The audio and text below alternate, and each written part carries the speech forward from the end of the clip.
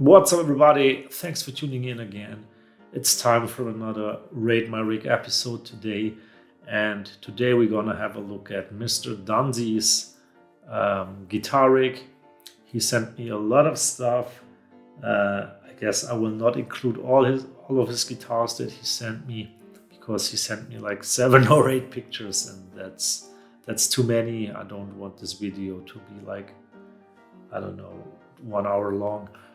Mr. Dunsy has a super cool YouTube channel. He's from Scotland. He has a fable for Japanese-made guitars, as you will probably see in this Rate My Rig episode. And yeah, without further ado, let's go. So the first guitar we want to check out is this 80s Squire Telecaster. Yeah, I guess the most obvious thing is the sticker. I believe it's Stevie Nicks, isn't it? From Fleetwood Mac.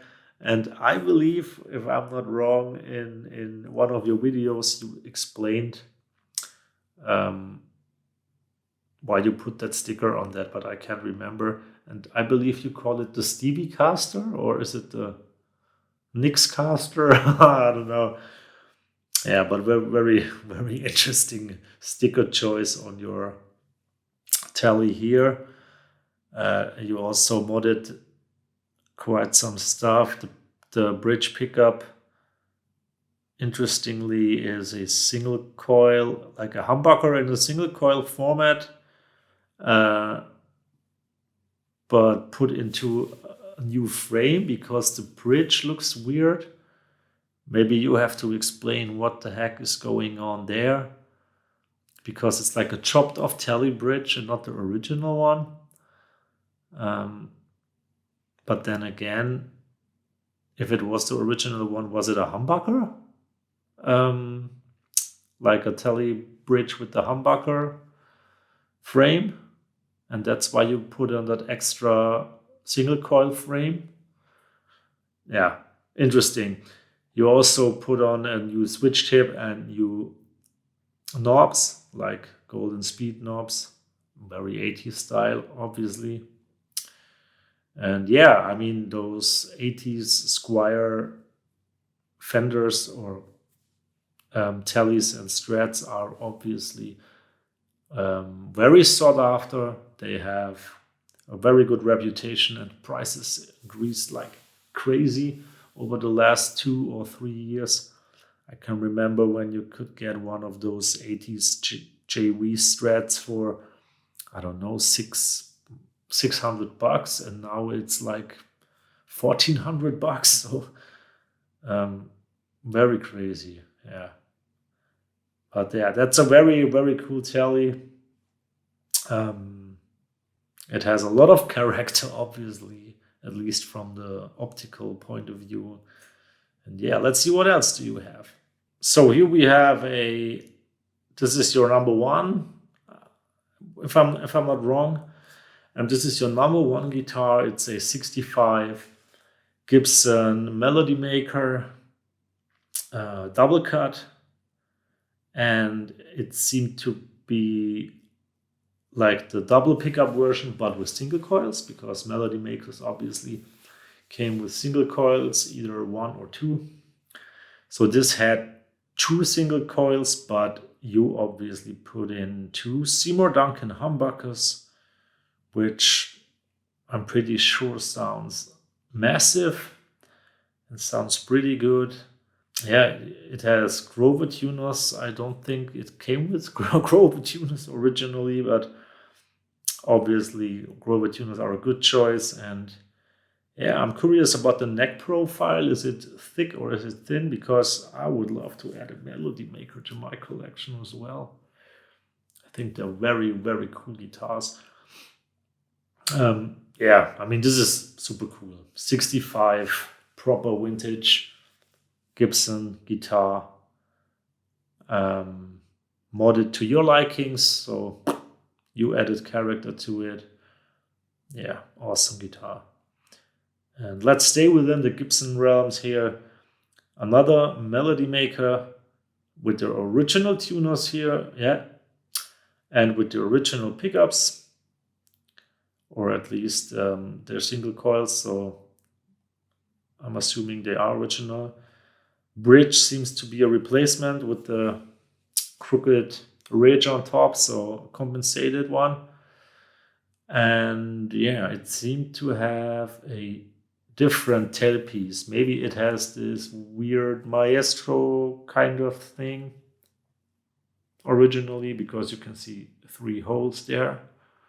Yeah, wrap tails are awesome, so you don't need that whole tremolo vibrato shit. I don't like them as well. So yeah, cool guitar. This is a 61. Yeah, this is a 61. And I would love to try those 2 melody makers from you. Okay, next up we have a more modern guitar, and this is the Fender Ritchie Kotzen Telecaster, which is one of the coolest signature guitars in my opinion, because as far as I know, it has a huge neck, and I love huge necks. It has the truss rod adjustment on the headstock side, which is awesome. It has a nice flamey top. It has a bound body, and it's only top bound, which is pretty special, because most custom tellies have the double binding, and this is only top bound. It has nice gold hardware. It has modern appointments like the 6 saddle bridge, and obviously a humbucker in the single coil format. And yeah, I'm pretty sure this one sounds glorious, and it plays amazingly as well, because this is made in Japan. Of course, as a German guy, the name Ritchie Kotzen is a little weird, because Kotzen in German, it means like to puke, to throw up. So yeah, this guitar definitely is not zum Kotzen. It is very nice indeed. So all right, so the last guitar we want to check out is this Marauder style guitar, which originally was made by Gibson. This is an Edwards model, also made in Japan. So high quality, very good build quality. And yeah, it looks quite identical to me. I mean, I'm no made in Japan guitar expert, and also not a Marauder expert, but it looks similar. It looks exactly the same to me. Very interesting pickup configuration with 3-way switch, 1 volume, 1 tone knob. So very simple, with the flying V headstock, which looks a little weird to me, to be honest. But other than that, it's pretty cool. I guess Dennis Fano draw his inspiration maybe from this model for his SP6. Is it called the SP6? Yeah, it reminds me of that. But unique and special guitar, and if it plays great and sounds great, I've never heard it, but yeah, cool axe. Not a real fan of those natural finishes, to be honest, but yeah, this is all subjective, of course. So now, amplifier. You don't have a lot of stuff regarding amps. You sent me this Blue Guitar Amp 1, which is like a pedalboard kind of pedalboard friendly amp. Of course, it's very practical. It's loud. It's lightweight. You can fly with it. So this is very cool and very practical. So if you're a gigging musician and you fly from time to time and you don't want to hustle with big heads or something, this is a very nice choice. And yeah, Thomas Blug is a German guy, great guitarist. And this Amp 1 is, something that really has found its place in the guitar community. You see many of those around here, and there's a reason why. And of course, if you use this amplifier, you will need a cab. You sent me this Trace Elliott, which was a combo amp back in the day. You can see from the white blend that you made there. But yeah, you converted it to just the cabinet. Because the amp itself died. So yeah, I think that's cool. Using the stuff that works or that still works is a good thing. Don't throw it away.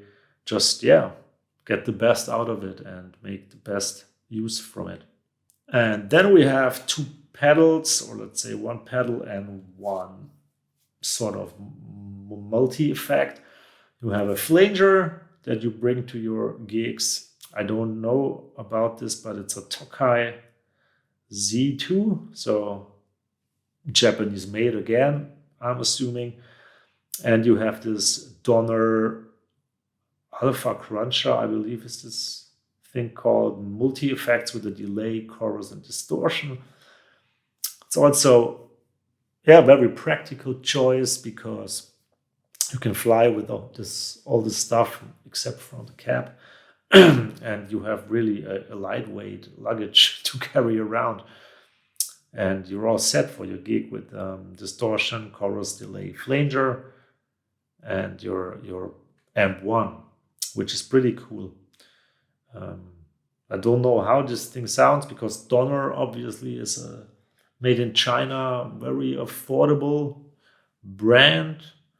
But since I know you and your taste in music and stuff, I guess it sounds very good for the money it costs or so. Why not? Yeah.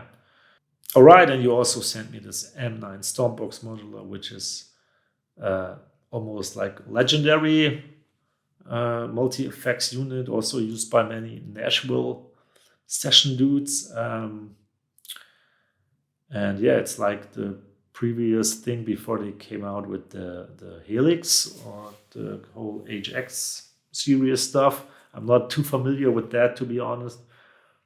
And you said that you bring this one if you're traveling locally, and you don't have to fly with it because obviously this is not the smallest unit, but it's cool. This is cool. It almost has mojo to it, if you ask me. That's cool. And then you sent me, last but not least, you sent me a camper. Yeah, this is great for recordings. Obviously, this is also great if you're keen on doing it for live stuff or studio stuff. I've never played a camper so far up to now, but I'm not sure if it's the most intuitive thing with all those knobs and switches and stuff. I guess currently there are better solutions available like the Neural DSP Quad Cortex or whatnot. But of course, if you bought a camper back in the day a few years ago, it still sounds great and it still has a lot of stuff to offer for you. So cool, very cool. And it's interesting because it is a completely different rig from like my approach. This is very practical. I mean, I'm also looking for practical stuff, but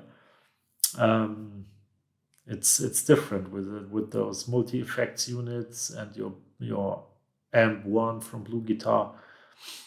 Okay, so first of all, thank you so much for your photos, Dunsy. Really appreciate it that you took the time to take all those photos and send them to me. And now it's time for my rating. Okay, so this is maybe the most difficult so far. I mean, from the guitar point of view, I think you have some awesome guitars. You have a lot of guitars, I know that. And you sent me a lot of guitars. I just picked a bunch that I think were very cool, very unique, and that fit your style and music genre, if that makes sense. And your guitars are badass. I love your Richie Kotzen Telly. I love your old Melody Makers. I think that Edwards Marauder is very cool. And so awesome guitars. I think the Amp 1 is a great solution for the gigging musician. Lightweight, good sounds, very intuitive. The cab, yeah, I believe it's a 2x12 cab. Yeah, I'm not the fan. I just love 1x12 cabs because they're still loud, they still have volume, they still push some air if they're not the smallest 1x12 cab. But you don't have to carry around that huge boxes. Flanger, can't tell too much about that, but that donor unit, maybe this is something, and maybe this is because I'm sort of a guitar snob.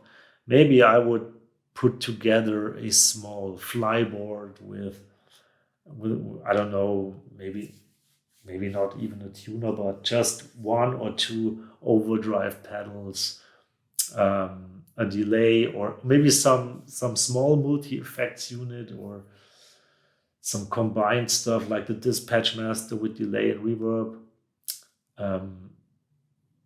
But of course, if you're happy with it, that's fine. And I just think that my guitar snobbiness would appreciate a small, cool board that is on the same level as your cool guitars and stuff. But on the other hand, you have the M9 Stompbox modular, which is very cool in my opinion. And you have the camper for practicability reasons, recordings, etc., etc. So, in my opinion, you're all set. You're all covered. I don't know. Do you have a semi-hollow guitar? Have I ever seen a semi-hollow guitar on your channel? I know you have single coils, P90s, humbuckers, blah blah blah. But do you have a semi-hollow guitar? Anyway, I like it. It's very practical. It seems that you are very happy with it. You've been using that stuff for a long time. And yeah, I will give you a 9-point rating. 9 points for this rig. I really, really think it's cool, and yeah, it's you. So awesome. All right, so thank you so much again, Dunsy, for your entry. Thank you everybody for tuning in. Let me know in the comments what you think about his rig. Is there something you would change? Yeah, and if you want to join this Rate My Rig thing, drop me an email at gaslight.guitar@web.de.